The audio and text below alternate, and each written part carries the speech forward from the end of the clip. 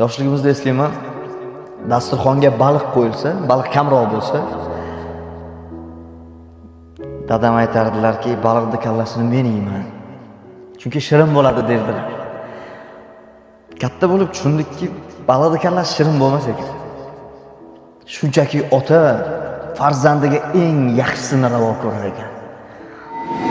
Ishlarim hech tushmadi izga. Maqsadlarga yeta olmayapman. Dadajon, dadam sizga ishlamang deb ayta olmayapman. Bir boshimga omad kelmadi. Kulfatlardan chiqa olmayapman. Shaxtim bilan bor ovoz bilan ishlamang deb ayta olmayapman.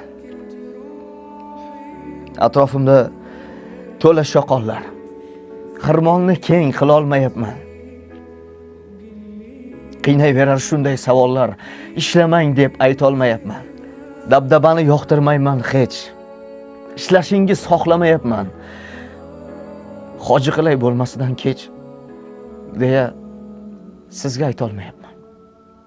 Dadajon, ishlamang deb ayta olmayapman.